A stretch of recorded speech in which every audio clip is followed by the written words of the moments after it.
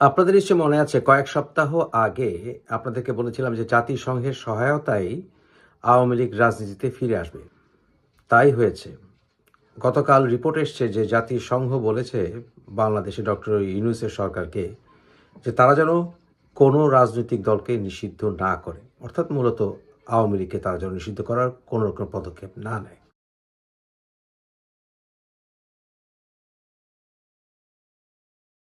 জাতিসংঘকে এই বিষয়ে নিশ্চয়ই ডক্টর ইউনূস খেপাতে চাইবে না। জাতিসংঘ এই পদক্ষেপ নেওয়ার পেছনে ইন্ডিয়ার অবশ্যই হাত আছে, এবং এছাড়া আওয়ামী লীগের বন্ধুর অভাব নেই। শেখ হাসিনা সমালোচনা করতে পারে বিভিন্ন দেশ, কিন্তু আওয়ামী লীগের বন্ধুর অভাব নেই।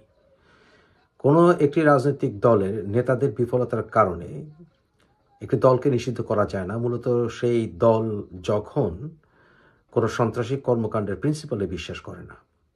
বরঞ্চ প্রিন্সিপালের হিসাব করতে গেলে জামাত নিষিদ্ধ হওয়ার কথা, কারণ প্রথমত জামাতকে ইসলামের আকিদাগত দিক থেকেও প্রায় সব রাজনৈতিক গোষ্ঠী, ধর্মভিত্তিক যারা ইসলামের পন্থায় রাজনীতি করতে চায়, এছাড়াও যারা কিনা ইসলামিক গবেষক, তারা সবাই জামাতকে অন ইসলামিক বা ইসলামিক মৌলিক আকিদা বিরুদ্ধ মনে করে।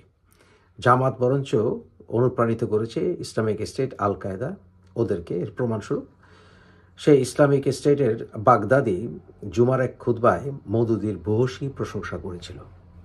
তাই যদি ব্যান করতেই হয় তাদের রাজনৈতিক ফিলসফির ভিত্তিতে, তাহলে জামাতকেই ব্যান করা উচিত। এছাড়া হিজবুত তাহরিরকেও ব্যান করে রেখেছে, ভালোই করেছে। এতে সমন্বয়কারীরা মনক্ষুণ্ণ হবে, কারণ সমন্বয়কারীদের পরিকল্পনা ছিল জামাত এবং হিজবুত তাহরির, আল কায়দা এদের ছত্রছায়ায় নিজেদেরকে অন্তত একটি শক্তিশালী বিরোধী দলে রূপান্তর করা এবং আওয়ামী লীগকে নিঃশ্বাস করে দেয় সেই জায়গা বসা, এবং আলটিমেটলি বিএনপিকে ধ্বংস করা। সেই আশা বোধহয় এখন আর চরিতার্থ হচ্ছে না।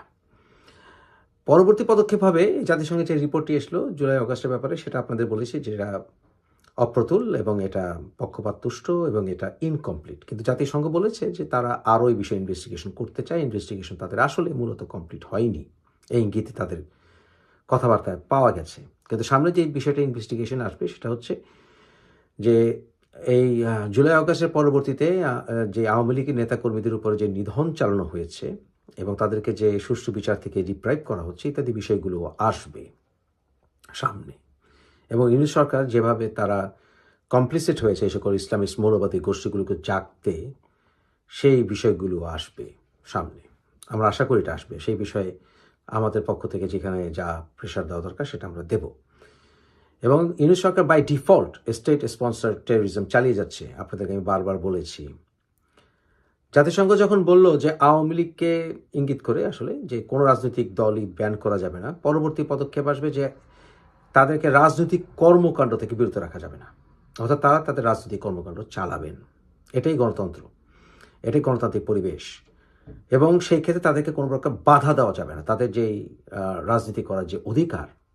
কারণ বাংলাদেশের অসংখ্য মানুষ, কোটি কোটি মানুষ আওয়ামী লীগ সমর্থন করে, তাদের সেই রাজনৈতিক অধিকারকে বাধা দেওয়া যাবে না। যে দেশটি প্রতিষ্ঠিত হয়েছে আওয়ামী লীগের নেতৃত্বে, সেই দেশের প্রতিষ্ঠাতা দল নিশ্চয়ই ফ্যাসিস্ট হতে পারে না। এই সকল অপপ্রচার এবং ফ্যাসিস্ট সংজ্ঞায় তারা হিটলারের সাথে পর্যন্ত, হিটলার নাজি পার্টির সাথে পর্যন্ত অন্যায়ভাবে আওয়ামী লীগ যুক্ত করার চেষ্টা করছে, যখন হিটলার বাহিনী ছিল সাম্রাজ্যবাদী, আওয়ামী লীগ তো সাম্রাজ্যবাদী নয়।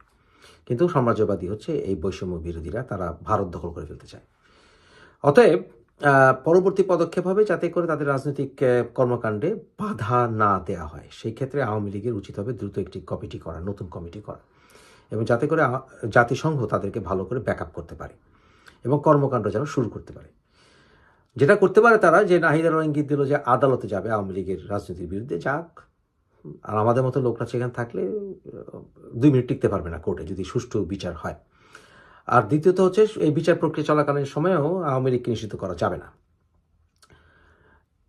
তা যেটা করতে পারে তারা ডিফ্যাক্টো, এখন তো ডিফ্যাক্টো আওয়ামী লীগ নিষিদ্ধ হয়ে আছে, ডিজিওর না, আইনত না হলেও ডিফ্যাক্টো নিষিদ্ধ হয়ে আছে।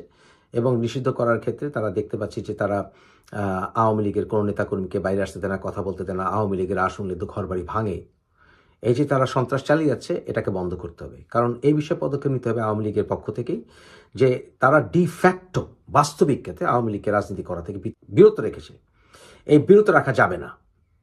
সুতরাং এই বিষয়ে একটা প্রেশার ক্রিয়েট করতে হবে আন্তর্জাতিক মহলে, জাতিসংঘের উপরে, যে আপনারা বলছেন যে আওয়ামী লীগকে ব্যান না করতে বা কোনো রাজনৈতিক দলকে ব্যান না করতে, কিন্তু তারা অলরেডি ছাত্রলীগকে ব্যান করেছে, যে ছাত্রলীগের প্রতিষ্ঠাতা জাতির পিতা বঙ্গবন্ধু, এবং এছাড়াও বাস্তবিক অর্থে ব্যান না করলে আমাদেরকে কোনো কাজ করতে দিচ্ছে না, আমাদের কোনো রাজনৈতিক কর্মকাণ্ড করতে দিচ্ছে না। সুতরাং ছাত্রলীগের ব্যান্ডও উঠিয়ে নিতে হবে এবং আওয়ামী লীগকে রাজনীতি করতে দিতে হবে, সভা সেমিনার এগুলো করতে দিতে হবে। এটা হবে নেক্সট ফেজ, এবং জাতিসংঘ এটাকে ব্যাকআপ করবে। কিন্তু ব্যাকআপ করতে হলে আওয়ামী লীগের নতুন কমিটি আসতেই হবে, এবং যারা পুরনো অ্যাডমিনিস্ট্রেশনে ছিল তাদেরকে ঝেঁটিয়ে বিদায় করতে হবে, তাহলে আওয়ামী লীগ আবার ঘুরে দাঁড়াবে। এবং জাতিসংঘ যাতে আওয়ামী লীগকে ব্যাকআপ করতে পারে তার জন্য জাতিসংঘের সাথেও আওয়ামী লীগকে কোঅপারেট করতে হবে এবং সেই রাস্তা উন্মোচন করতে হবে।